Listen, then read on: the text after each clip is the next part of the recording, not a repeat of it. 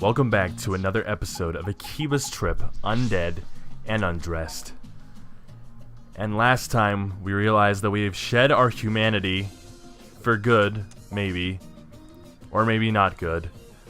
Here's some inspiring words from our sister Nana, who claims she will always be our sister despite our lack of human genetics at this point. Gonna just scroll through this Pitter thread real quick. So now we, of course, as is the run of things, we now have a whole new variety of side missions to go through. And you know what that means. It means we're gonna get right to it. So basically, there's also a mission we can get from Kati right here, which is what we're doing. She wants us to go get a magazine, the Genki PlayStation magazine.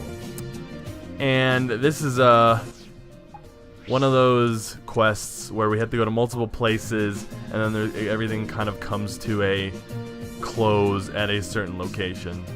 Now first we're going to go to the Yodobashi area. We're going to go up to here, and we're going to find the attendant for the side mission. Of course, we're going to talk to them, and they're going to tell them completely out of the Genki PlayStation. How unfortunate. So now, of course, the marker's moved, and we got to go to Rio Kaikon. And we're gonna go check another store, and of course, this is gonna repeat a couple more times as the game sees fit. I had to double check here just to make sure I was going to the right store.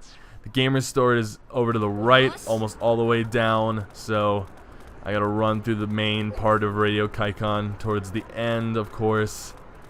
But luckily, I know exactly where to go, so it's not a big deal. All the attendants, of course, look the exact same, or close to the exact same. But I got a little close to the edge here. Weird camera angles. So now, of course, we're being sent to yet another place. This time it's Main Street. So we're going to the Main Street side. Over here on Main Street Northeast. And now, much like what we've been doing, we gotta go to another store. We gotta go talk to another shop employee. And of course, this cycle can only continue on so much more until, you know, we're finally going to figure out the reason the Genki PlayStation is sold out everywhere we keep going to. And in fact, we're about to find it right in front of this store. He's going to also tell us that we're here out of the Genki PlayStation, but this guy, this time, has a appearance. Yeah, look at that guy, run away. So we don't exactly know where he's going, but we do. He's going to side streets. As you can see, the marker has moved up to side streets. So we're going to confront him over near the melon books, I believe. So we're going to go get that done and squared away. Pretty much, after me making this detour just to get a flyer. Because, you know, I just love flyers. Oh, yeah. I love flyers. We're going to go all the way over here, and he's going to be standing right there. It's K-Books, actually. Not the melon books, it's K-Books. How could I be so discriminatory? Alright, so I don't even know if you save 5 times the retail, whether or not he'll still give it to you, but of course I just wanted to beat the shit out of this guy. So of course I wanted to go the path of, I want to say least resistance, because it's much easier for me to just beat the shit out of this guy, as you'll see. Of course, much like most double teaming efforts, this is going to end pretty miserably for this guy. And there it goes. It ended miserably for that guy. And now I got trapped in an encounter with a guy behind me in the middle of a dialogue, which is very interesting. I don't know how that happened exactly. But of course we do have the Genki PlayStation magazine, so it's not really a big deal. We're pretty good. So now we gotta move over back to Mogra. I'm just gonna pass this quest in while I've got it. Why not? It's easier for me to just do this than otherwise. And after doing this, of course, we're gonna get paid very generously. A generous amount of 10,000. I knew it was generous, I just couldn't remember the exact amount. So now that we've done that, we're gonna go get the Nana mission. As you saw earlier, we did get a message from Nana along with her very heartfelt words. And so now we have yet another Nana mission to do. It's the 4th of this 6 mission series. We are getting close to finishing her missions up. And the closer we get to that, the closer we're going to approach the latter part of the game, which we're getting to.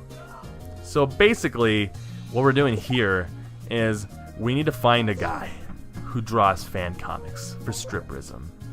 And no one can find this guy in the entirety of Akiba, but we're gonna find him because we're the protagonist of this video game. So instead of going to figure out where he is, I'm gonna do this quest instead, which I have to help this girl out with something. And this is going to allow us to gain a fresh new ability, and that is, you guessed it, cross-dressing. Oh yes. After this side mission specifically, you get the ability to wear women's clothing. And no, that's not a joke. All that women's clothing I've had this entire time that I've done nothing with, I can wear it. Because this girl wants us to go beat up some guys, but they will not talk to anybody but girls. So, the wisest move to do is, well, to dress up like a girl. So now I'm going to just put on just an amalgamation of the higher durability girl clothing I have. Of course, I'm checking these other things, which I don't have any of, so it's not really a big deal. You cannot wear girls' underwear. I tried. Yes, I did try. The game's not gonna let you go that far. So now we gotta go to Electric Town, and these guys are just hanging out.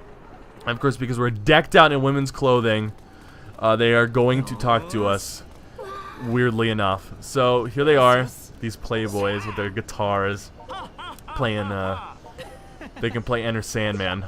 So, of course, I liked this hanging balls response. And of course, because my voice is probably manly, they're gonna attack me. And of course, I'm gonna just not let that happen. And as is the natural course of all great things in Akiba's trip, the only way to solve this is through violence and stripping. So that's exactly what we're gonna do.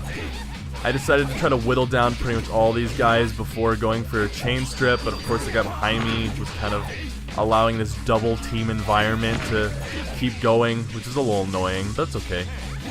Luckily for us, with this damage multiplier, it's not going to take me long to get all the durabilities down. And I didn't want to waste Unison strip, there's no point, so now we're just going to go for this finisher move.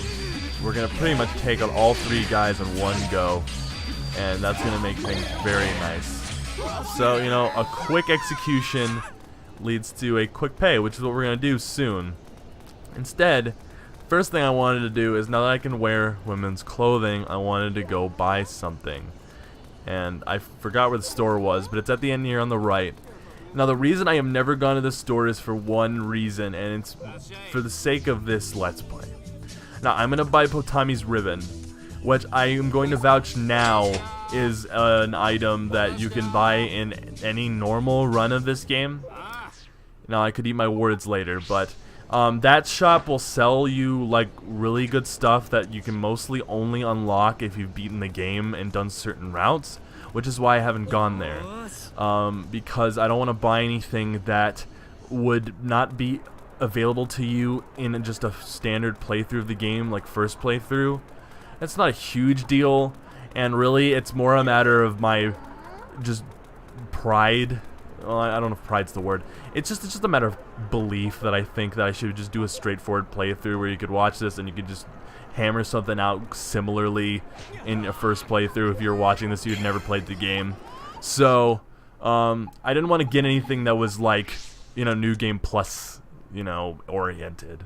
And that's just the nature of preference. I don't think I'm going to be breaking any rules or breaking any hearts, but I did want to get some headgear, and this is where I'm going to finally did it. I bought the Potami's ribbon, which is going to finally allow me headgear. It does drop from enemies, and at this point in the game, we're going to get more enemies with headgear than not, but still, it drops so sparingly that it was a better idea in my mind to just go ahead and buy it than wait any longer. So I don't know. I remember in my first playthrough I got headphones pretty early on, but I haven't been very lucky this playthrough. Now, of course, we turned in that quest. We got 10,000 yen. Now, this quest, this guy just wants to go to stores. And what you have to do is you have to go into the store. like yourself, of course, and then leave. And then the guy will go into the store and leave as well, as if he was like going in with you. You do this once again, like 3 or 4 places. It jumps around. It's a fairly standard fair quest.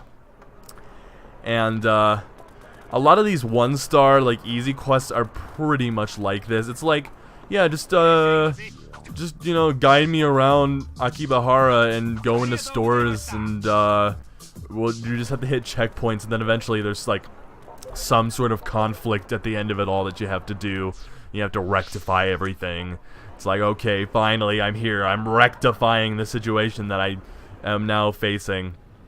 Of course, in this case, this guy wants us to escort him shopping because he like threw coffee at somebody. I'm pretty sure that's the reason. And so they'll eventually catch up to us, but not until we go to a certain place.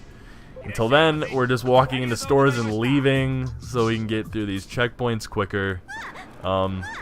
These 1-star quests are very, I want to say filler-esque, I guess, because there's so much based on you going to checkpoints, doing like very minimal action, and then like that just being the gist of it, and then there's like maybe a fight at the end, maybe, depending. So it's like, it's kind of up in the air, but there are some side quests coming that are going to be fun, and you'll see. So now this is our final destination. It's the Anime Center in UD Plus. This is not actually a store. You can't go into it in the game, but it is an actual place, much like, you know, the entirety of this game, I'm pretty sure, have actual places. It's very genuine.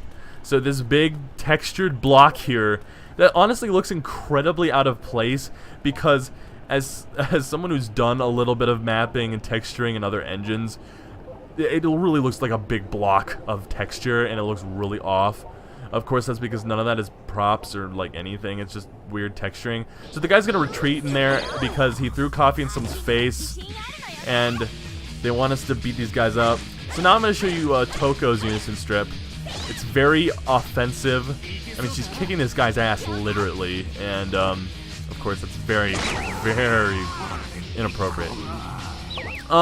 So this is a pretty large-scale encounter at the end of this. This is actually not.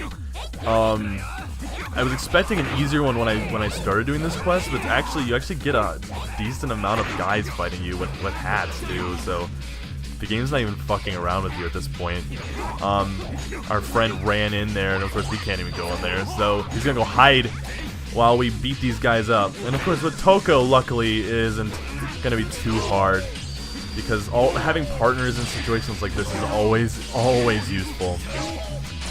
Some of the hardest moments in the game is when you try to do quests solo, because without someone whittling down durability with you, without unison strip, especially at this point in the game when you have it and it's super useful, and just without someone to take hits for you as well. Like, you can run around and you know, like, smooth your clothes out for a while, but it doesn't change the fact that it's really tedious to have to do that, and especially alone. So, and plus it's easier to get your hit multiplier up, because as long as your partner's hitting somebody, your chain is always continuing. And of course, that damage bonus is nothing to laugh about, but like you'd expect from me, I got just destroyed by that guy's heavy attack. Of course, that's something I've noticed is if you mash out Unison Strip, the game will not let you skip the cutscene. And I think this happens kind of depending on the encounter, because there's some later that won't happen, and there's one specific I can think of right now that'll happen, where I'll point it out, where it's like I couldn't skip any of these, and it's weird, but I'm not sure like exactly what makes the cutscene unskippable, because I'm pretty sure it's supposed to be, because like, you know, going through the cutscene multiple times like defeats the purpose, because like you see it once and you're good. So now we're down to this one guy, and he is just being really annoying. And then Toko does this crazy attack, and basically, like, I'm surprised the clothes didn't just rip off his body, which can happen. But luckily for us, that just completes that whole thing. And this guy's here. He's finally come out of the anime center, and he's like, yeah, I threw hot coffee at them and ran away. So yeah, so we got attacked by like 8 guys because this guy threw hot coffee at people, ran away, and made us escort him around to shops. That was the quest, and of course, we are going to get paid very, very. Oh, what is that? That's like a Domino's like driver tip. That's what we just got. 2,500 yen. Unbelievable. I'm a little disgusted on the inside. You know, when you get used to 8,000 yen, 10,000 yen rewards, 2,500 ain't gonna cut it, especially when this guy threw hot coffee in someone's face. But that's okay. Now we are gonna come back here because we need to go to Torinoana, and we need to find out where our good friend, the fan comic artist for Stripperism, has gone. Our resident doujin artist, who we need to find for Nana. And of course, we got to start with the hints. So we're gonna go to Torinoana. They sell fan comics, they sell doujins, and they know their clients. And of course, they don't know where he is. So we're gonna go to a cafe. We're gonna go to Maid Dreamin' over here in Radio Kaikon. Frequent spot for Join Us is his name. Like Join Us. Yeah, Join Us Takabayashi. Join Us. I'm trying to figure out whether that's like a pun or not. Join us. Anyways, we are forced to go to Akiba Park, which of course is where our main mission is. So as the game usually does, it's going to default us to the main mission. So before we can do the Join Us Takabayashi quest, which does finish in Akiba Park, we have to get through this part. So this is the Toko bonding mission. Well, not really, but this is like Toko's like moment. Everyone gets a moment. Shizuku gets more moments than the other characters, even if you're not even doing her route, because she's like the she's like the Night Eater. She's like, I come from a cool society of superhumans, and I'm like all weird and blood pacts and shit. So everyone else gets lesser amounts, and this is Toko's moment, and Rin's moment too. She just shows up out of nowhere. So as Toko and I are having a moment, Toko still wants to be my childhood friend, despite the fact that I'm an inhuman stripping maniac. Rin runs into us and brings all these thugs with her. Oh, absolutely wonderful. As you could imagine having to deal with thugs at any time in this game. Basically, Rin just brought a bunch of thugs to come attack us. Not deliberately, but it happened. And now we gotta fight all these thugs in the middle of this weird narrow street because Rin ran into us. And this is another encounter that's not exactly has a sparse amount of enemies. We're about to face a pretty large amount here. And this part in the game, the game is not afraid to throw enemies at you in piles because it's expecting you to be able to handle it at this point. And I mean we can. But it's still, they're upgrading. So Toko's wants to know what my plan of action is. Of course, it's to beat people up. I mean, what else do you do in this game other than beat people up? So Toko and I, and Rin to some extent, are gonna beat these guys up. These Daishihon pharmaceutical thugs. So we're looking at 10 at least, maybe more, and these guys are all pretty dense. And of course, this fighting arena is it's just a big square, and it's a little awkward, so it puts you in a very weird position. I was trying to stay near Toko mostly due to the benefits of having, of course, Unison Strip. Luckily, a lot of her ability, as you can see, especially on shirts, had already been whittled down pretty early. You cannot use Unison Strip unless you're near your partner, so I had to run through this crowd to get to Toko because it's so dense. And of course, I was struggling to get over there. And there you go. Cutscene skipped that time, and we managed to stun a huge amount of enemies right there due to the fact that we were in such a narrow fighting space. And of course, just the sheer amount of opponents we have to fight. It's just going to make this more and more convenient the more I can use Unison Strip in a battle. And of course, hitting and stripping both raise the Unison gauge. So, as you can imagine, we're going to use it quite a few times in this encounter alone. So we're just working through these guys. I think my favorite part about this thug battle is some of the males have headgear, and it's because they're wearing wigs. And of course, you don't know that until they don't, like, die, even though you've stripped, like, pretty much their entire clothing off, and you're like, why are they still here? It's because their hair is fake. I like that. It's like, oh yeah, fake hair. We have to gotta deal with wigs. See, this guy's got a wig. Like, we wouldn't have even gotten rid of him if I had known that I had to hit his hair. But, that's pretty much that. And so, we're almost done. Luckily enough, we pretty much whittled them down to few numbers. And there's not a lot of, fully clothed enemies left, if any. I think we've only got one clothing amount here. And luckily, we're gonna make pretty quick work of it. We still have the damage bonus here due to just chaining. And I think that's it. Yeah, I think we just took out all these guys here. And of course, they dropped a lot of stuff, which I'm gonna just pick up. Eventually gonna sell, but mostly for synthesis. Just throwing stuff in there. So now we're gonna get an explanation from Rin, or some sort of explanation, because Rin just, like, threw thugs at us. So Ren's, of course, surprised we're still, like, involved because, you know, we were Shizuku and we're, like, doing stuff. And now she's gonna be very, very mean to us. See? Even Toko thinks so. And Rin's very, very, very mean and is very nasty, even though we just beat up all those thugs and I did so much work. And now we're getting into this great conversation where Ren's gonna give us warning and another warning. And she's gonna tell us to stay out of it, and of course we're not gonna listen because staying out of it would mean that we wouldn't progress through the game naturally. And when any character in a video game tells you to stay out of something, naturally what you want to do is not stay out of it. So, of course we're gonna continue being part of the synthesizer business. And that's the first warning. Second warning is that she's gonna warn us about our love interest. That's right, Shion. Is she evil? Probably not, but she's gonna give us a reason to think that she might be evil, because all those guys that just attacked us were Daishihon pharmaceutical guys, of course, the company of which she is CEO. So, she's gonna give us some probable cause here to maybe confront Shion. But of course, on the natural course of things, you might think that because I'm going for the Shion ending, that maybe she's not a bad guy. But I'll leave you to infer whether or not that's true right now. I wouldn't want to spoil the surprise, as much as I've already spoiled things in this game as it is.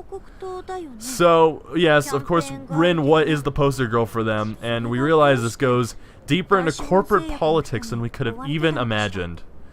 So, now we're gonna pick that choice, which, as you can hear, the jingle, which means that was a good choice towards Shion. And of course, we're gonna keep going. Anyways, that's gonna do it for this episode of Akiba's Trip. Thank you for watching. I hope you enjoyed it. And I hope I'll see you next time.